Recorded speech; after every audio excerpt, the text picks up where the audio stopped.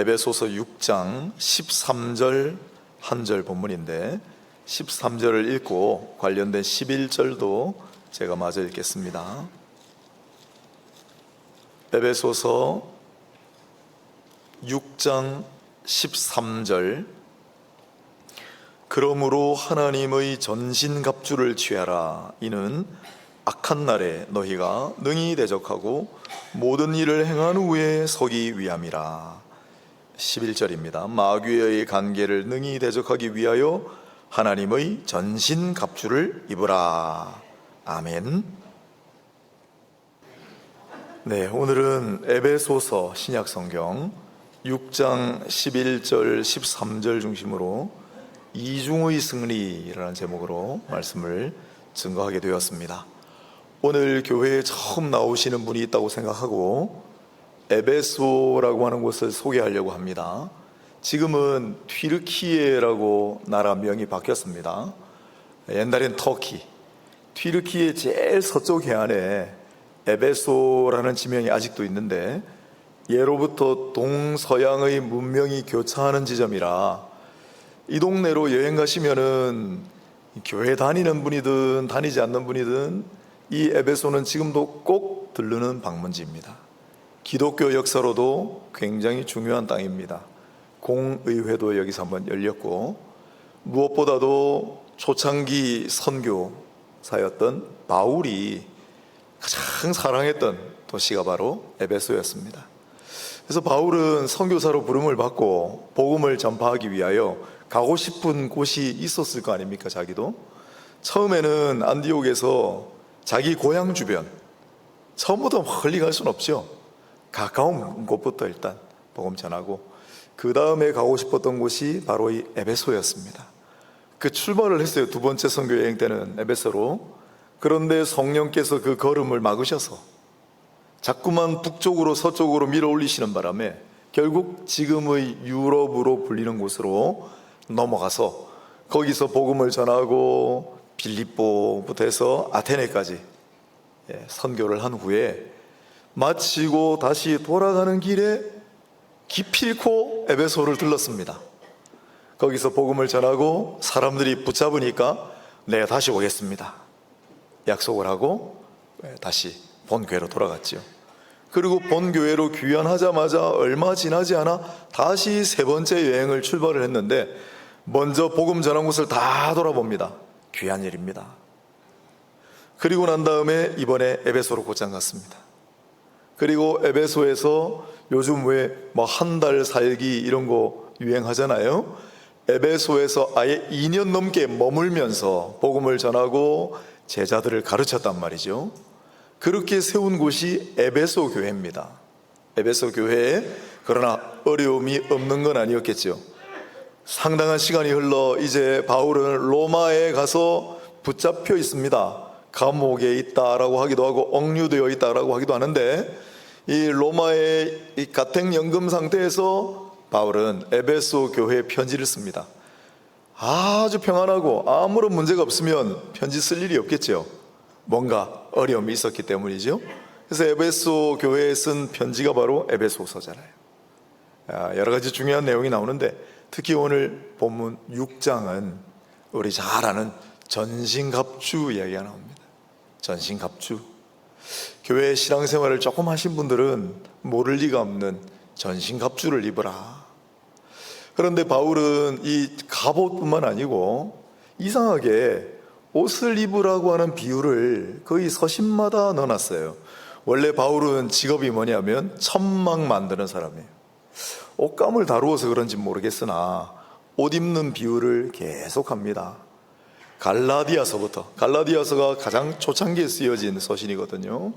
갈라디아 교회에 보내는 서신의 3장 27절에 이 말씀은 아침부터 좀 그렇습니다마는 장례가 났을 때 제가 입관 내지는 입관 예배 때 참석하면 항상 들어서 말씀드리는 구절이잖아요. 무릇 그리스도 예수와 합하여 세례를 받은 자는 예수 그리스도로 옷 입었느니라. 여러분은 이 다음에 이 세상의 사명을 다 마치고 천국 갈 때 남겨진 육신에는 뭘 입고 싶으십니까? 제가 가서 보면은 다 똑같아요. 우리 이 장례 문화만은 조금 전통적이라 다 수의를 입고 관에 이렇게 누워 계신단 말이에요. 조금 아쉬움은 있어요. 왜냐하면 좀 평소에 제일 좋아하시던 옷, 아니 고인이 입어서 제일 눈부시고 아름다운 옷을 입혀서 보내드리면 안 되나? 이게 또 뭐 본질적인 건 아니라 제가 그렇게 뭐 주장하고 싶은 마음은 없습니다. 왜냐하면 비록 수의를 걸치든 양복을 걸치든 우리가 마지막 순간에 입고 천국에 가는 옷은 성도는 다 똑같기 때문이죠. 예수 그리스도로 옷 입었느니라. 훗날 로마 교회에 쓴 서신에도 똑같은 얘기를 합니다. 오직 주 예수 그리스도로 옷 입고, 이미 갈라디아 교회에 보낸 서신에 있으니까 이미 우리는 주 예수로 옷 입었다. 그러니 정욕을 위하여 육신의 일을 도모하지 말라. 로마서 13장 14절에는 그렇게 써놨습니다. 우리는 이미 예수 그리스도라고 하는 옷 안으로 들어간 존재들이라는 사실을 잊지 말아야 합니다. 또한 바울은 새 사람을 입었다라고 계속 강조합니다. 우리는 새 사람을 입었다. 에베소서죠. 오늘 본문이 에베소서 4장 24절에 보면 하나님을 따라 의와 진리의 거룩함으로 지으심을 받은 새 사람을 입어라. 또한 골로새서 3장 10절, 에베소서하고 똑같이 로마 감옥에 있을 때 골로새 교회를 향하여 쓴 편지인 골로새서 3장 10절에도 새 사람을 입었으니 이는 자기를 창조하신 이의 형상을 따라 지식에까지 새롭게 하심을 입은 자니라. 오늘 교회 처음 나오신 분은 예수 그리스도를 믿어보시기를 바랍니다. 예수 믿는 분들은 다 고백하시죠? 예수를 믿습니까? 그러면 우리는 예수 그리스도로 옷 입고 새 사람을 이미 입은 줄로 믿습니다. 자신을 돌아볼 때 새 사람 같습니까? 새 사람을 입었다는 건 무슨 뜻일까요? 또 있습니다. 로마서도 13장 12절에 이렇게 써놨어요. 밤이 깊고 낮이 가까웠으니 그러므로 우리가 어둠의 일을 벗고 빛의 갑옷을 입자. 이제는 어둠의 지난 일들은 다 벗어버리고 빛의 갑옷을 입자라고 로마 교인들에게 호소했고, 골로새서 3장 12절에는 다시 그러므로 너희는 하나님이 택하사 거룩하고 사랑받는 자처럼 긍휼과 자비와 겸손과 온유와 오래 참음을 옷 입고 라고 했습니다. 자신을 한번 돌아볼까요? 이제는 어둠의 옷이 아니라 빛의 갑옷을 입은 것 같습니까? 이건 좀 쉬운데 대답이. 이제는 긍휼과 자비와 겸손과 온유와 오래 참음을 입은 것 같습니까?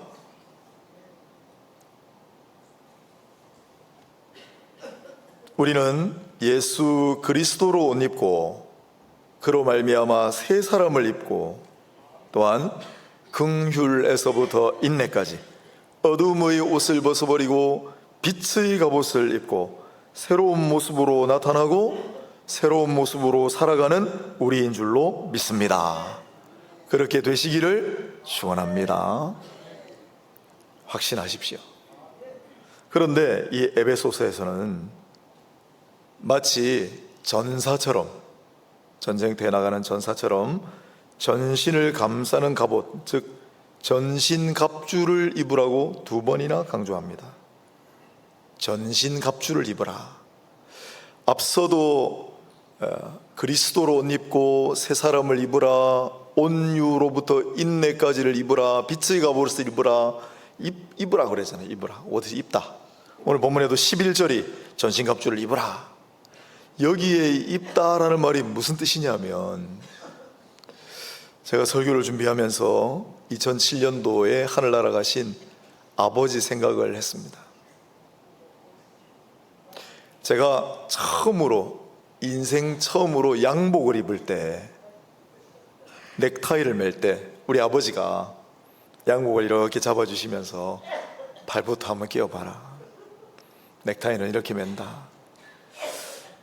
그 순간이 떠올랐어요. 왜냐하면 여기 옷 입다라는 말이 그런 뜻이기 때문이에요. 왕의 대관식을 한번 상상해 보세요. 왕이 자기의 왕복, 그걸 자기가 입습니까? 안 입죠. 뒤에서 누가 딱 잡아주고 있죠. 그럼 왕이 탁 팔 끼우고 탁 걸치잖아요. 우리 아버지가 이 어린 자식이 커가지고 이제 양복을 입게 되었을 때 그 양복을 이렇게 잡고, 자, 발부터 한번 끼워보거라. 그래서 우리는 들고 계신 그 옷에다가 손 넣고 팔, 그리고 이렇게 몸이 쏙 들어가는 거잖아요. 여기 나오는 옷 입다라는 표현이에요. 우리 아버지가 아니라, 시종들이 아니라 주께서 친히 새로운 옷을 다 들으시고, 이제 한번 입어봐라. 이제 한번 입어보거라. 전신갑주도 마찬가지예요. 먼저는 전신갑주를 입으라 말씀하세요. 주님이 전신갑주를 준비하시고, 자, 이제 이 갑옷도 한번 입어보거라. 그래서 팔을 기우고 몸이 들어가는 그런 표현입니다. 왜 전신갑주를 입으라고 하실까요? 또 오늘 13절을 읽었는데, 그러므로 하나님의 전신갑주를 취하라 되어 있잖아요. 이건 다른 단어입니다. 이제는 누가 입혀줄 때 기다리지 말고 너희가 가서 갑옷 가지고 한번 입어봐라. 이제 전신갑주를 입어야 된다, 이렇게 강조하십니다. 왜 전신갑주를 입으라고 하실까요? 이미 세 사람 온유와 긍휼의 옷을 입었다라고 말씀하시는데 왜 전신갑주가 필요합니까? 누군가 대결하고 싸워야 하기 때문입니다. 그리고 한 부분만 감싸가지고는 어려운 싸움이기 때문에 전신을 다 감싸는 전신갑주를 입어야 한다라고 강조하시는 겁니다. 그렇습니다. 우리가 살아가는 곳은 아름답고 평화로운 낙원만은 아닙니다. 물론 살아가다 보면 아름답고 평화로운 낙원 같은 곳을 만나게도 됩니다. 아름다운 사람들이 살아가는 곳, 특히 교회. 그러나 대부분 우리는 세상 속에 살아가야 되기 때문에 세상은 아름답고 평화로운 낙원만은 아니에요. 그곳에서는 치열함이 있어요. 그리고 우리는 세상 속에서 때로는 그리스도의 병사, 군사라고 하지 않습니까? 전후하는 군사로, 그리스도의 병사로 살아가야 합니다. 그래서 전신갑주를 입으라고 하는 거예요. 그러면 우리가 맞서 싸워야 할 대상이 누굽니까? 본문은 단연코 마귀라고 얘기합니다. 11절에 마귀의 관계를 능히 대적하기 위하여, 13절에는 악한 날에 너희가 능히 대적하고, 그 주 대상은 마귀입니다. 그리고 마귀가 다스리는 이 세상, 마귀가 다스리는 권세가 득세하는 날, 너희가 그를 대적하기 위하여 전신갑주를 취하라라고 말씀하는 거예요. 마귀는 어떤 존재입니까? 예수를 믿고 교회 다니는 분들 중에도 이걸 그냥 마귀하는 하나의 현상, 실체하지 않는 존재로 여기는 분들이 있어요. 그렇지 않습니다. 마귀는 구체적으로 존재하는 실체입니다. 이 마귀는 예수께서 이 땅에 오셔서 금식하시고 기도하시는 순간부터 성경에 등장해요. 여러분 한번 생각해 보세요. 예수님은 하나님의 아들이십니다. 전능하신 하나님이십니다. 그럼에도 불구하고 마귀라는 놈은 예수님 앞에 나타나서 예수님을 도전하고 예수님을 시험하려고 했으니, 우리 예수님하고 예수 믿는 우리하고 비교가 됩니까? 그럼 우리 같은 존재들을 가만히 놔두겠어요? 오늘날도? 마귀는 두려운 실체입니다. 그래서 신약 성경에 쭉 나오는데, 그러면 마귀란 도대체 어떤 존재인가? 구약에는 마귀에 해당하는 단어 딱 한 번 쓰이고요. 디아볼로스. 구약에는 전부 사탄 내지는 사단으로 나와요. 여러분, 우리가 보통 이야기하는 사탄은 어떤 존재인가요? 원래 뜻이 비방하는 자, 중상모략하는 자라는 뜻입니다. 사탄이. 그걸 번역할 때 신약 성경은 마귀로 번역했어요. 마귀는 어떤 존재예요?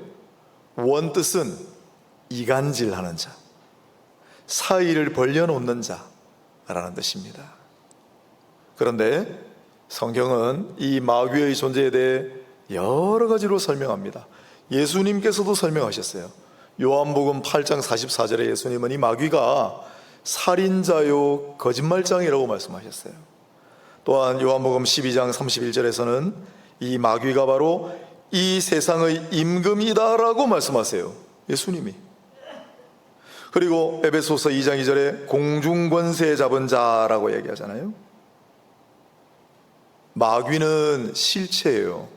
그런데 이 마귀를 추종하는 세력들이 있고, 또 마귀는 이 세상의 모든 것을 활용하여 목표가 하나님과 하나님을 사랑하는 사람들 사이를 이간질하고, 어떻게든지 하나님의 사람이 하나님을 가까이 가지 못하도록, 교회 못 가도록 막고, 말씀 못 보도록 막고, 기도 못 하도록 막고, 어떻게든지 하나님과 그 사람 사이를 이간질시켜가지고 신앙이 떨어지게 하고 하나님으로부터 멀어지게 할까를 궁리하는 존재.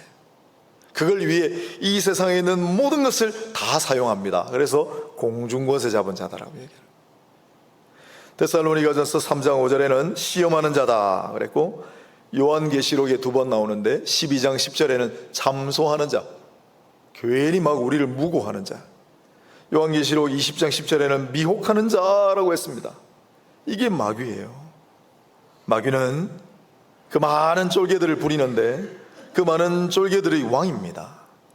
이 세상의 공중권세에 잡은 존재입니다.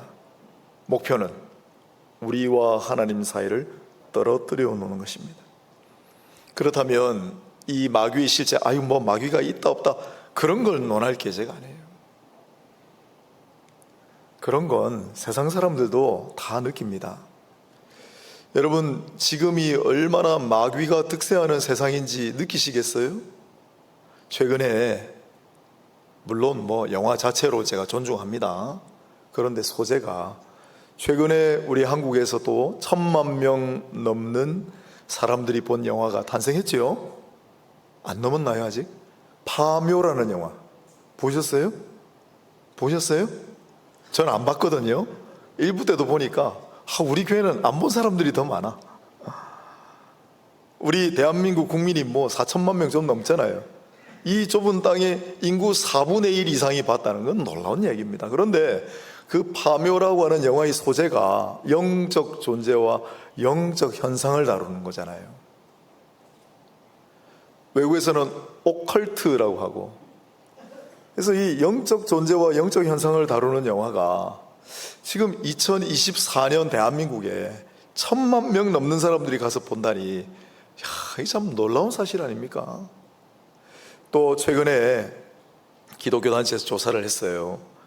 영적인 존재, 말하자면 신, 귀신 이런 걸 믿느냐 안 믿느냐. 예수 믿는 사람들 중에 잘 안 믿는 사람들이 있어요. 그러나 예수 믿는 사람은 거의 다 믿는다고 보고, 나는 예수 안 믿습니다, 하나님 안 믿습니다, 나는 교회 안 나갑니다 하는 사람들 중에도, 그런 사람들 중에도 50% 이상이 그래도 영적 존재와 현상이 있다고 믿어요. 귀신을 믿는다는 거예요. 지금 우리 그런 세상을 살고 있어요. 그러니 마귀, 귀신이 있나 없나 이런 논쟁은 이제는 할 필요가 없는 거예요. 다만 성경은 우리에게 이렇게 얘기합니다. 이 공중권세 잡은 자, 거짓말장이, 참소하는 자, 미혹하는 자, 때로는 살인자로 불리는 이 실체에 대해 우리가 어떤 태도를 취할 것이냐. 그건 한 가지밖에 없어요. 너희는 마귀를 대적하라. 마귀를 대적하라. 사도 바울이 오늘 6장 11절 13절 2번이나 마귀를 대적하라고 이야기하고, 13절에는 악한 날에 너희가 능히 대적하고 했으니까, 마귀가 득세하여 마귀가 이 세상의 온갖 것들을 활용해서 우리를 공격할 때 마귀를 대적하라라고 써놓은 거예요. 바울뿐만 아니라 야고보라고 하는 사람도 야고보서 4장 7절에 마귀를 대적하라. 마귀가 우는 사자와 같이 삼킬 자를 찾아 두루 돌아다니나니 너희는 마귀를 대적하라. 그리하면 너희에게 순복하리라. 베드로 사도도 베드로전서에 마귀 악한 자를 대적하라 라고 써놨습니다. 마귀를 대적하라. 마귀의 권세를 힘입은 자들을 대적하라. 마귀가 활용하는 공격들을 대적하라. 대적하라는 것은 먼저 첫 걸음이 그 앞에 두려워하지 않고 용기 있게 담대하게 딱 맞서는 거예요. 마귀를 대항하여 딱 마주서는 게 바로 원뜻입니다. 그러면 우리가 어떻게 이 마귀를 상대를 합니까? 우리는 너무나 연약한데 예수님은 말씀 한마디로 마귀를 물리치시고 귀신을 쫓아내셨습니다. 우린 예수님하고 다르잖아요. 우리가 어떻게 마귀를 대적합니까? 그래서 전신갑주를 취하라, 전신갑주를 입으라고 거듭해서 말씀하는 거예요. 여러분, 도대체 이 전신갑주가 뭐길래요? 너무나 잘 아는 구절 14절부터 한번 보겠습니다. 그런즉 서서 이게 대적하다예요. 진리로 너희 허리띠를 띠고 의의 호심경을 붙이고, 진리의 허리띠, 심장을 보호하는 의의 호심경, 평안의 복음의 신발, 또한 믿음의 방패를 가지고 이로써 능히 악한 자의 모든 불화살을 소멸하고, 구원의 투구를 쓰고 성령의 검 곧 하나님의 말씀을 가지라. 이게 바로 전신갑주예요. 이 전신갑주를 입으라, 전신갑주를 취하라. 그리하여 마귀를 대하여 당당히 맞서고 물러서지 말라. 그러면 너희가 반드시 승리하리라고 말씀하셨습니다. 이 땅 계시는 동안에 요한복음 16장 33절에 너희가 이 세상에서 참 고생하고 고난도 그치지 않겠지만은 담대하라, 내가 세상을 이겼노라 선언하셨어요. 그리고 사도는 그 선언을 받아서 사도 요한입니다. 요한일서 5장 4절에 이렇게 선포합니다. 하나님께로서 난 자, 즉 예수를 믿는 자마다 세상을 이기느니라. 우리는 이 마귀 내지는 마귀가 부리는 세력과의 싸움에서 이길 수밖에 없다. 우리는 승리할 수밖에 없는 존재다라는 사실을 믿으시길 바라요. 그래서 요한계시록에 보면 끝까지 이기는 자는, 이기는 자라는 말이 계속 나옵니다. 2장 11절, 26절, 3장 5절, 12절, 21장 7절 교회들을 이야기하면서, 그리고 마지막 때 끝까지 이기는 자가 누굽니까? 하나님의 전신갑주를 입고 마귀를 대적하여 담대하게 서서 맞서 결국은 이기고 승리하는 그리스도의 사람들입니다. 그리스도의 군사들입니다. 이제 신천지라는 집단이 있죠. 그 신천지 집단은 이기는 자도 아니야, 이긴 자. 성경에 나오지도 않아요. 그 말은 이긴 자가 자기 교주 이만희랍니다. 말도 안 되는 소리를 하고 있어요. 그런데도 사람들이 넘어가는 이유는 성경을 잘 몰라서 그래요. 성경은 이긴 자라고 하지 않고 이기는 자라고 합니다. 누가 이기는 자입니까? 마귀의 권세에 맞서 싸워 이기는 자가 누굽니까? 그리스도 예수를 믿고 그의 승리를 확신하고 하나님의 전신갑주를 입고 마귀에 담대히 맞서 싸우는 자들입니다. 바로 저와 여러분들이 줄로 믿습니다. 우리 살아가다 보면 마귀의 공격이 엄청납니다. 그렇다고 감기 걸려도 마귀 때문이다, 모든 걸 마귀 때문에, 그건 조금 위험한 신학으로 갈 수 있어요. 다 그런 건 아니에요. 하지만 우리 살아가는 동안에 여러분, 하나님으로부터 멀어지게 하고 우리 신앙을 약하게 하고 교회 못 나가게 하고 말씀 안 보게 하고 기도 못하게 하는 얼마나 많은 일들이 있습니까? 전부 마귀가 배우고 있어요. 우리도 그렇고 우리 자손도 그렇고 세상 사람들은 말할 것도 없고요. 그러니 나를 위해서도, 우리를 위해서도, 우리의 자손들을 위해서도, 이 세상을 위해서도 여러분 담대하게 시키는 대로 전신갑주를 취하고 그리스도의 승리를 확신하고 예수 그리스도 이름으로 나아가 끝까지 싸워 이기는 자들이 다 됩시다. 아멘. 그런데 오늘 제가 설교하는 초점은 여기가 아닙니다. 마귀와의 싸움은 예산일이 아닙니다. 하지만 이것은 1차전에 불과합니다. 또 다른 싸움이 신자를 기다립니다. 오늘 본문을 자세히 한번 볼까요? 너희가 능히 대적하고 모든 일을 행한 후에 서기 위함이라. 별로 눈여겨보지 않는 대목, 모든 일을 행한 후에 서기 위함이라. 무슨 뜻일까요? 우리가 이 땅에서 일을 다 행한 후에 마지막 심판대에 설 때까지로 해석해도 괜찮습니다. 그것도 다 포함됩니다. 그러나 우리가 마지막에 천국 가기 직전 아니라 이 세상 사는 동안에도 무슨 일이 끝나고 나면, 무슨 일을 행하고 난 다음에 벌어지는 일을 똑같이 설명하고 있다고 봅니다. 우리가 무슨 일을 행하고 난 다음에도 설 수 있도록 전신갑주를 취하라. 무슨 의미일까요? 여러분, 1차 공격이 끝나고 난 다음에 완전히 끝나는 싸움이 아닙니다. 그래서 똑같은 취지로 고린도 교회에 쓴 편지의 바울은 유명한 얘기를 남겼죠. 선줄로 생각하는 자는 넘어질까 조심하라.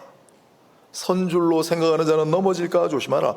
왜? 내가 섰다고 생각했는데, 승리했다고 생각했는데, 내가 이겼다고 생각했는데 왜 내가 조심해야 합니까?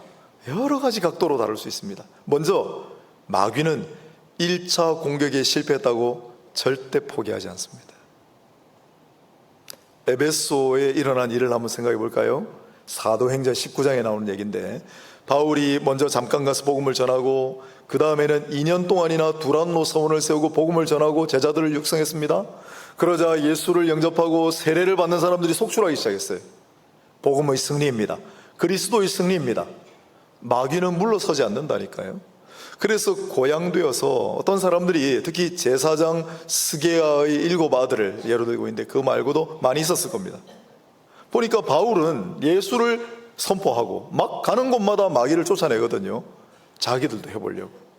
그래서 바울이 선포하는 예수 이름으로 명하노니 귀신들아 나갈지어다 했는데 이들은 확신은 없었어요.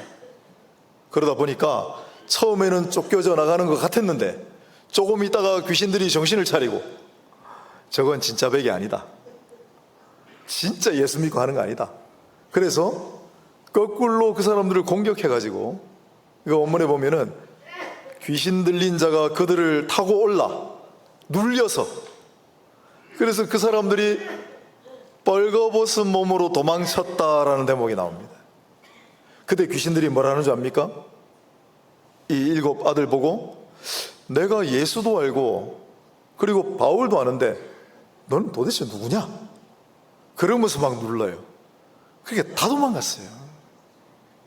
스스로 선줄로 생각하는 자는 넘어질까 조심하라. 마귀의 공격은 이렇게 개인적일 뿐만 아니라 집단적일 수도 있습니다. 이 후속 공격은 파상적이고 더 엄청난 공격입니다. 에베소에 일어났던 일들 다시 한번 생각해 볼까요? 그럼에도 불구하고 바울이 복음을 전하고 예수를 진짜로 영접한 사람들이 예수 이름을 선포할 때 놀라운 일들이 일어납니다. 그때 은 5만의 값어치가 있는 마술책, 우상 숭배하는 책들을 자발적으로 가져와다가 전부 불사르는 놀라운 역사가 에베소에 일어납니다. 은 5만, 거기는 아마 데나리온, 노동자 1일 품삯일 텐데 5만이면은 노동자 5만 명의 품삯입니다. 얼마나 엄청난 돈인지 한번 생각해 보세요. 그렇게 우상 숭배하고 마술하는 책을 전부 불살라. 그리스도의 위대한 승리입니다. 복음의 위대한 승리가 에베소에 일어났습니다. 끝났습니까? 아니요. 바로 그 다음 무슨 장면이 나와요?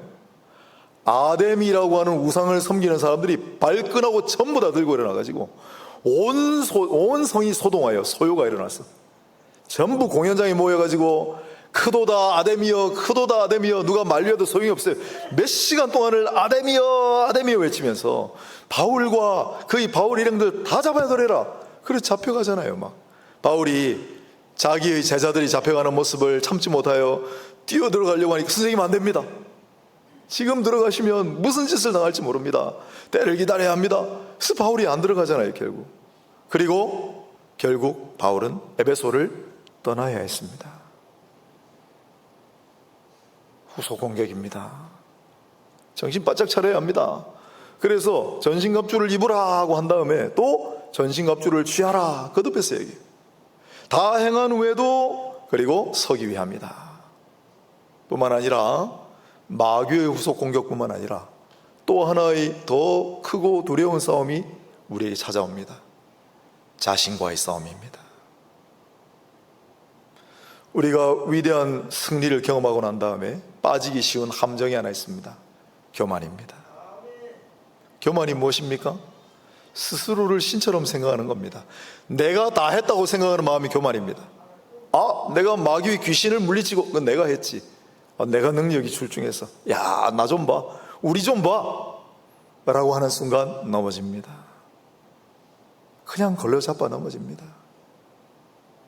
그래서 사도는 이 원리를 알고 1차 승리를 거둔 다음에 정신을 바짝 차리고 전신갑주를 벗지 말고 계속 그 전신갑주를 취하고 그리고 계속 서 있으라. 언제까지?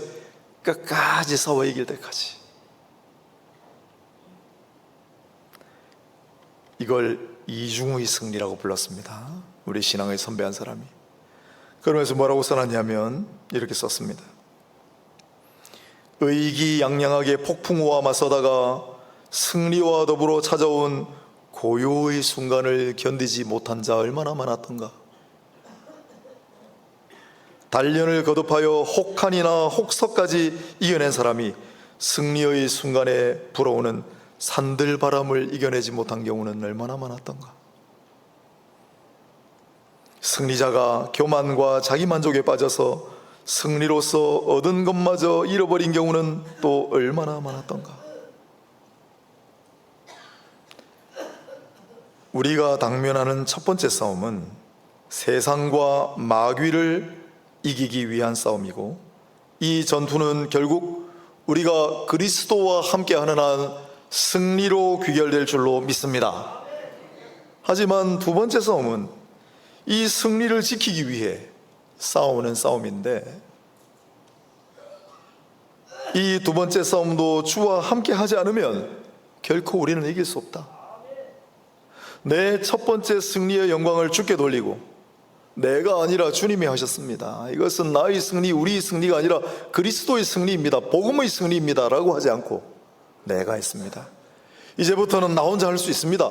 이왕 한 번 이겼는데 내 능력이 얼마나 출중합니까 하는 순간 다 자빠진다는 거예요.